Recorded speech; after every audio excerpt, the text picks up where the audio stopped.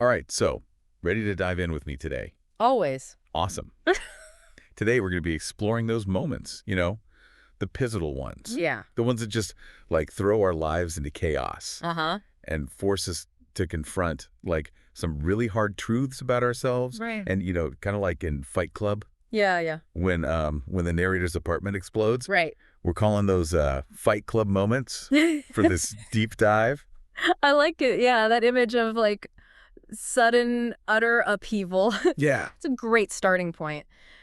But these moments, like as you'll see in all this research we've got compiled here, it Right. goes way deeper than just like a cinematic explosion. You know what I mean? Right. We're talking about like philosophy, psychology, even like real life accounts of people hitting rock bottom and coming out the other side completely changed. Okay, so we're not literally talking about starting like underground fight clubs then.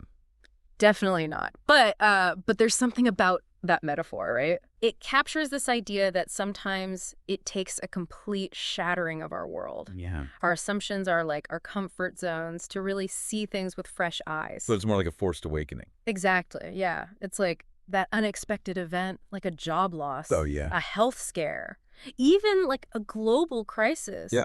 Something that like shakes us to our core and forces us to confront what we've maybe been avoiding. And the research suggests these moments aren't just like random bad luck. Right. It's almost like they're necessary in a way. That's what's so fascinating about this. Like, a lot of the sources point to this idea that as humans, we build up these defenses, like these elaborate ego-driven walls Right? to kind of protect ourselves from those uncomfortable truths. Yeah. And sometimes it takes a metaphorical explosion to break those walls down. So we need that shock to the system. In a way, yeah, to trigger real growth. I'm starting to get it. Okay. Think of it like this, like a seed buried deep underground. Yeah. Right. It needs that disruptive force, that crack in the earth Mm-hmm. to sprout, to reach the light. Yeah. These Fight Club moments, they can be that crack for us, Right. allowing something new to kind of like emerge from the brokenness. Okay, I'm seeing the analogy here. Yeah, But let's get specific. Our sources have some pretty powerful examples, right? absolutely. Yeah. Take J.K. Rowling, for instance. Okay. I mean, before she became like a household name, she was a single mom Yeah. facing, financial struggles, rejection from publishers left and right. Right, right. I mean, talk about a Fight Club moment. Yeah, her story is almost unbelievable considering, where she ended up. I know. But it makes you wonder, did that struggle Yeah. shape the way she wrote Harry Potter? That's such a great question. And, a lot of the source material actually kind of hints at that. Yeah, Rowling herself has talked about how that period of her life, that descent into what felt like rock bottom, Yeah. it allowed her to kind of tap into this like depth of emotion Wow. and resilience Right. that infused her writing. So it's like that struggle, that Fight Club moment became like the foundation Yeah. for this incredible success. Exactly. And it's not just Rowling, Yeah. like our sources highlight a range of examples from, musicians like Charlie Parker Oh, yeah. being booed off stage Wow. early in his career, Ouch. to politicians like Lyndon Johnson. He had this like pivotal physical fight Really? that totally challenged his self-image. Wow. These events, as painful as they were, Right. they forced them to like confront their weaknesses, Right. and ultimately they like fueled their drive to succeed. It's like that saying, what doesn't kill you makes you stronger. Exactly. So are you saying that everyone goes through these Fight Club moments? That's the thing. The more we look at this research, Yeah. it seems like these experiences, they're like a common thread, Wow. in the human experience. Right. And they aren't always personal either. Oh, okay.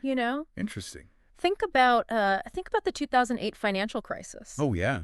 I mean, that was a collective Fight Club moment Right. that forced us to reevaluate systems Yeah. priorities, Yeah, for sure. It affected everyone. So we're seeing a pattern here. Yeah. These moments. They're unexpected. Totally. They're tough. And they happen on different scales, personal, societal, even global. Right. But what makes them Fight Club moments specifically? That's a great question. And while each Fight Club moment is unique, obviously, Right. our sources, they point to these three key traits that they often share. Okay, lay them on me. What sets these moments apart from just everyday struggles? So first, they often come from outside ourselves. Like that explosion in Fight Club, we don't see them coming. So it's that element of surprise, that Yeah. sudden loss of control Right. Yeah. that makes the impact so profound. Exactly, yeah. Yeah. And second, they force us to confront something we already knew, Oh, like deep down, right. but maybe we were afraid to admit. Right. I It's think, like those things we try to bury, right. those like uncomfortable truths about ourselves Yeah. or about the world. They suddenly get like brought to light. It's like the universe is saying, nope, you can't ignore this anymore. You got it. And that leads us to the third trait. Okay. These moments, as difficult as they are, Yeah. they offer a chance for real growth. Okay. They're an opportunity to learn, Right. to adapt, to become stronger and wiser Yeah. because of what we've gone through. So it's not just about the crash. It's about what we choose to do after the dust settles. That's exactly where it gets really interesting. And that's where our good friend, the ego, comes into play. There. All right. Yeah.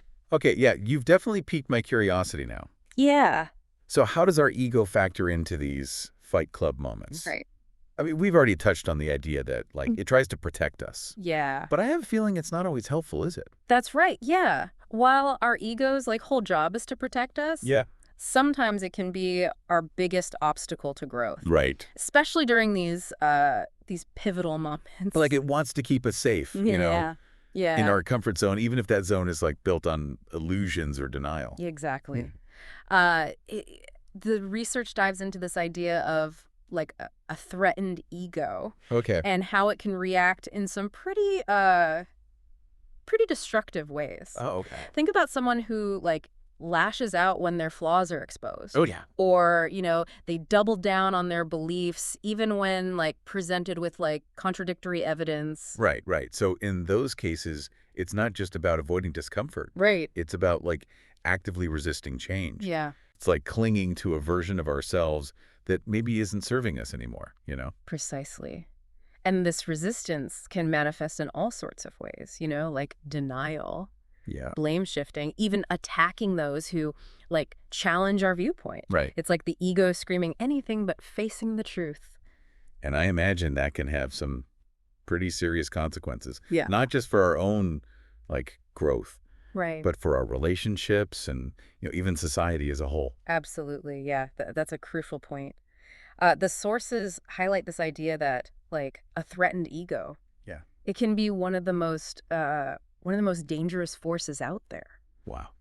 Think about like a disgraced leader who just refuses to admit wrongdoing, Oh, yeah. or, a bully who like lashes out to mask their own insecurity. Right. I mean, those are extreme examples, but I get it. Totally. They illustrate how powerful Yeah, and potentially destructive, that defensive mechanism can be. for sure. And it's not just about those like dramatic instances, Yeah. even in our own lives, Yeah. How often do we like get defensive when our flaws are pointed out Oh, for sure. or cling to beliefs that are no longer serving us? Yeah, yeah. It's definitely something I've been guilty of, for sure, Yeah. in the past. It's like that saying, the truth hurts, but maybe the real pain Right. comes from, like, resisting it, That's where the research gets really insightful, I think. Okay. It's not about like seeking out pain Right. or wallowing in our mistakes. It's about recognizing that these Fight Club moments, as uncomfortable as they can be, Yeah. they can be the catalyst for like profound change Cool. if we approach them with honesty Hmm. and a willingness to learn. So how do we, like, shift that perspective? How do we move from, like, defensiveness Right. to a place of, like, acceptance and growth, even when our ego is, like, Yeah. screaming at us to run the other way? Yeah. That's the million-dollar question. And thankfully our sources offer some guidance, Okay. It starts with recognizing the ego's role Okay. in these moments. So it's about becoming aware of those, like, those defensive mechanisms, right? Those, Yeah. like, knee-jerk reactions that, Yeah. keep us stuck Right. in these old patterns. Exactly. It's like shining a light on those shadows Yeah. and saying, I see you, ego. I appreciate your efforts to protect me, but Huh. I'm ready to face this truth head on. That takes a lot of courage, though, doesn't it? Oh, yeah. Especially when those truths are, like, painful or, Yeah, they challenge our sense of self. it does. But the sources emphasize that, like this willingness to be honest with ourselves, Yeah. to acknowledge our flaws, Right. our shortcomings. Yeah. It's crucial for growth. Yeah. It's like laying the foundation Okay. for a stronger, more resilient version of ourselves. So it's like taking ownership of our mistakes Yeah. and using them as, like, stepping stones Yes. rather than, like, stumbling blocks. That's a great way to put it, yeah. And once we've, started to loosen the ego's grip a little bit, Yeah. we can begin to, like, explore what these Fight Club moments are trying to teach us. Okay, so we face the truth. We're ready to learn. Where do we go from there? How do we, like, actually extract those lessons Yeah. and apply them to our lives?